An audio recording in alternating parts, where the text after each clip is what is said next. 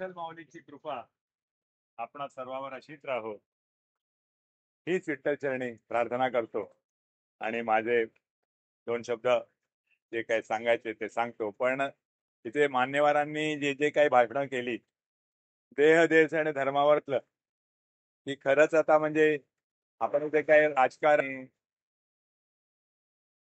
Religion विषयी काही बोलणार नाहीये, परंतु जे काही आपण बघतोय आता त्या संबंधी आपण सर्वांनी जागरूक राहावं असं मला वाटतं.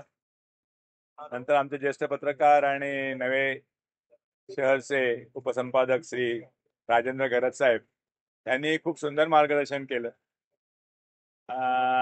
त्यांनी एक खूप सुंदर उदाहरण दिलं आणि मध्यंतरी मला वाटतं साहेब मी तुमच्याच लेखात वाचलंय की आय डोंट रिमेंबर, परंतु ते सांगितलं होतं म्हणजे लिहिलं होतं तुम्ही की एखादा मनुष्य गेल्यानंतर तुम्ही स्मशानभूमीत त्याच्याविषयी जे चांगलं चांगलं बोलता, तर तेच तुम्ही जेव्हा काही त्या मित्राला भेटता किंवा मैत्रिणीला भेटता आणि तेव्हा जर काही त्यांच्या समोर त्यांच्या तोंडावर एक चार शब्द बोललात, चांगले शब्द बोललात, तर ते जास्त उचित ठरेल.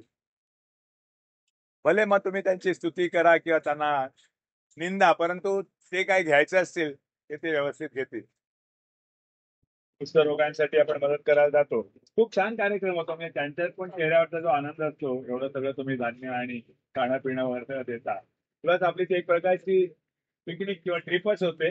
पण असे आपण वर्षाला एकच का ते अनेक म्हणजे काही नुसतं काय म्हणतात त्याला, की काही अशा अडचणी आल्याच तर आपण जाऊन त्यांना मदत करण्यापेक्षा असे काही समजा आपल्याकडे थोडाफार फंड असेल किंवा काही बसल्या तर त्यांच्याकडनं त्यांच्या फंडातनं काय आपल्याला देणं घेणं येत असेल तर आपण काय ते उपक्रम राबवू. मग कुठलेही उपक्रम होतो जसं मग तुम्ही एखाद्या गरीब विद्यार्थ्यांना हे घेऊ शकता किंवा आम्ही आता नवीन विचार केलाय का संस्थेतर्फे की ज्या विधवा बायका आहेत ज्यांना माहेरून आणि सासर दोन्हीकडे काही नसेल तर त्यांना आपण मदत करणार आहोत आणि त्यांच्याकडनं आपण त्यांची माहिती घेतलेली आहे.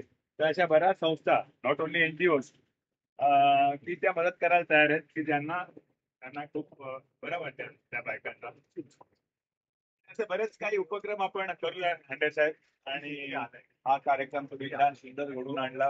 वृक्षरोपण, वृक्षपूजन म्हणजे वृक्षरोपण करतो पण वृक्षपूजनाची तर मला वाटतं प्रथा आपणच करतोय का? खरंय की नाही?